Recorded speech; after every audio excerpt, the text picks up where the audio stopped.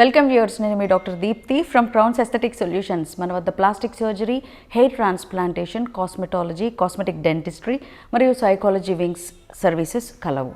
మన బ్రాంచెస్ ప్రస్తుతం హైదరాబాద్ మరియు విజయవాడలో ఉన్నాయి. ఈరోజు మనం ఎంచుకున్న టాపిక్, చాలామంది జుట్టు పెరగట్లేదు, కారణం ఏంటి, నాకు ఏ షాంపూ చెప్తారు, ఏ మందులు వాడాలి అని అడుగుతూ ఉంటారు. చాలామంది అయితే ఏ నూనె వాడాలి, ఏం షాంపూ వాడాలి అని అడుగుతూ ఉంటారు. అసలు జుట్టు ఎందుకు నాన్ స్టాప్గా ఊడుతుంది అనేది లోపల నుంచి కదండి. హెయిర్ అనేది మామూలుగా దూతున్నప్పుడు మనకు చిక్కులు వస్తాయి, కొన్ని ఇలా అన్నప్పుడు చూడండి, కొందరికి 2-3 హెయిర్ అలా వస్తూ ఉంటాయి, రాలుతూ ఉంటాయి. అది చాలా కామన్. హెయిర్ ఫాల్ని, హెయిర్ లాస్ని రెండిటిని వేరే వేరేగా చూడాలి. Hair fall day to day జరిగేది, మినిమం రోజులో ఒక 50-100 ఓడడం అనేది చాలా కామన్.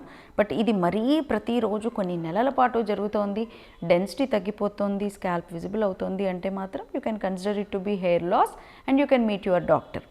అయితే ఎందుకు జరుగుతుంది అనేది తెలుసుకోవాలంటే ముందు నేనైతే ఈ షాంపూ వాడండి, ఈ సీరం వాడండి అని చెప్పను. బ్లడ్ టెస్ట్ చేసుకోండి. ఆడవాళ్ళలో ముఖ్యంగా iron deficiencies, vitamin D deficiencies, B12 deficiencies ఎక్కువగా ఉంటాయి. మగవాళ్ళల్లో B12 డెఫిషియన్సీస్, డి వైటమిన్ డెఫిషియన్సీసే కాదండి, థైరాయిడ్ కూడా ఒక్కొక్కసారి ఎఫెక్ట్ అయ్యి ఉండవచ్చు. Lipid profile, liver function test కూడా చూసుకోవాల్సి వస్తుంది. ఒక్కొక్కసారి ఆడవాళ్ళల్లో పీరియడ్స్ ఇష్యూ ఉన్నప్పుడు కూడా జుట్టు విపరీతంగా రాలడం జరుగుతూ ఉంటుంది.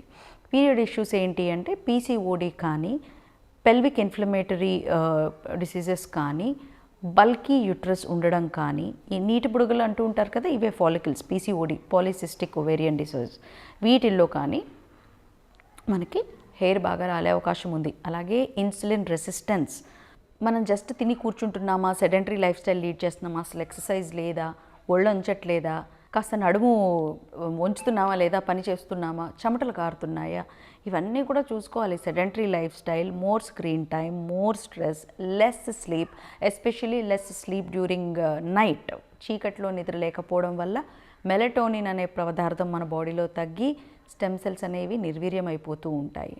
సో చాలా డీప్గా ఉంటుందండి రీజన్స్ ఏంటి అని కనుక్కుంటే. So first start with blood tests, then meet your doctor.